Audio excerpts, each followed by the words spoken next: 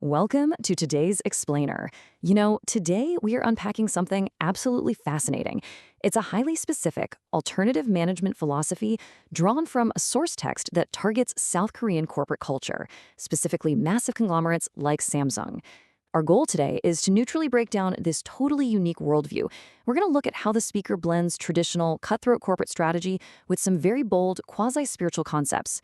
Whether you agree with it or not, it gives us a really captivating look at an alternative framework for modern management, power, and labor. Let's get into it. To make sense of the whole shebang, we've broken it down into four main pillars. First, two paths to leadership. Second, redefining the modern workforce. Third, beyond strategy, seeking wisdom. And finally, the modern master's role. Okay, let's just jump right into part one. Two paths to leadership: intellectuals versus management.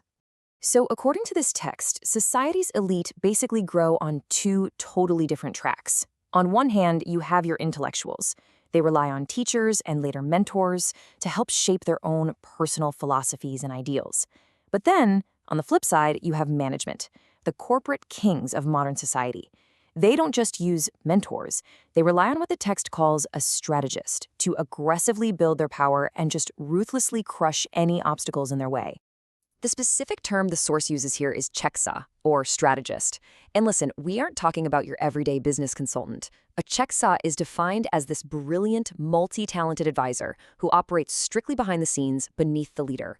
They read the room, spot the enemies, and basically clear the path so the leader's empire can expand. But here's the real catch.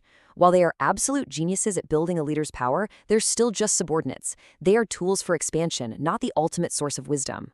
And you can see how this all fits into the speaker's step-by-step view of human growth. Step 1, basic education from teachers. Step 2, professional growth from a mentor or a strategist. But look at Step 3, operating society.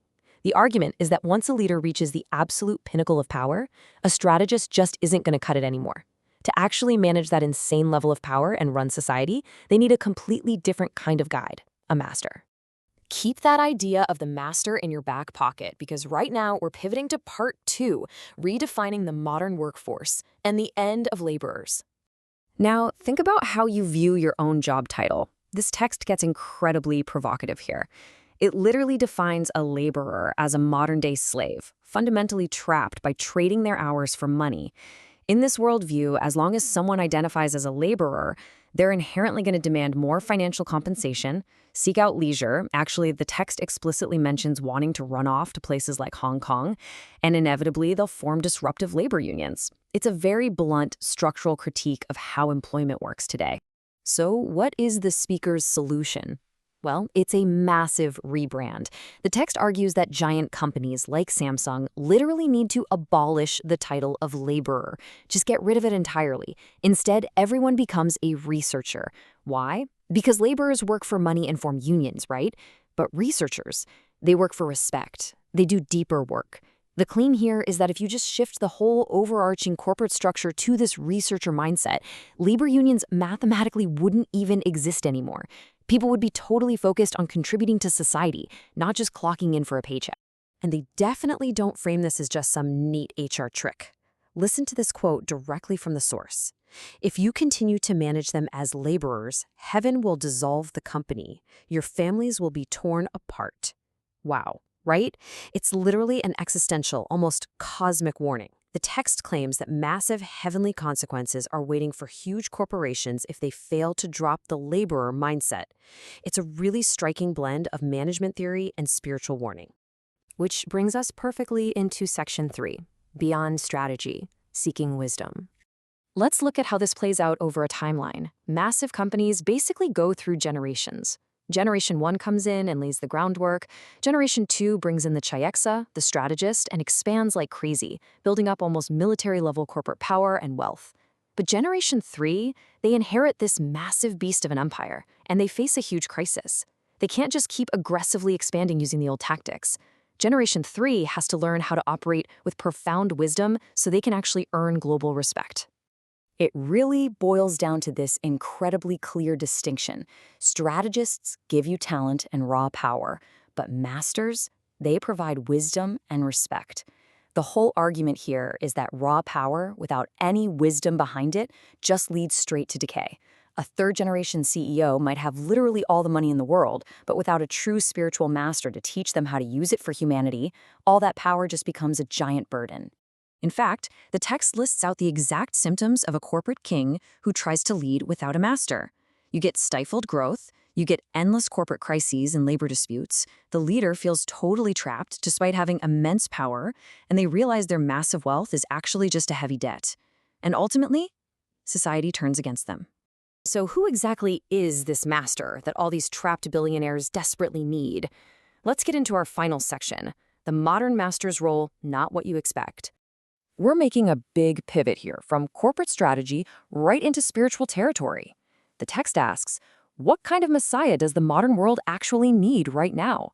The speaker claims the entire globe is waiting for a savior, kind of like in the days of Jesus or Buddha, but that our expectations today are completely backwards. Think about the contrast the speaker makes here. On one hand, you've got what they call the false messiah. Basically, people want a magic genie. They want someone to grant them material wealth, get their kids into top colleges, or secure them prime real estate. But a true master is totally different. A true master doesn't hand out gold. They answer deep questions, they correct society's fundamental wrongs, and they teach the actual wisdom you need to fix your own life and lead others properly. And how does this modern master operate? Well, they don't show up with wealth or huge palaces. Instead, they use modern technology. Seriously, the text specifically points to the internet and YouTube to spread teachings all over the globe.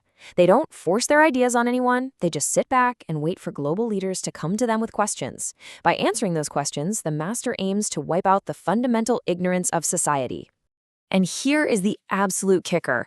The text explicitly says, I am not here to make you rich. I am here as a teacher to humanity, to guide global leaders. The speaker is literally positioning themselves as this modern master. They claim to have emerged to answer the burning questions of today's corporate kings and politicians, offering that ultimate missing wisdom that the strategists of the past could never provide. So can abstract spiritual wisdom really resolve tangible, modern corporate and labor crises? It is a wildly ambitious framework, trying to tie the fate of multi-billion-dollar conglomerates to the spiritual guidance of a single teacher. Think about that next time you look at how your own workplace is structured. Thanks so much for joining me for today's Explainer, and definitely keep questioning how the structures around us are built and led. Catch you next time.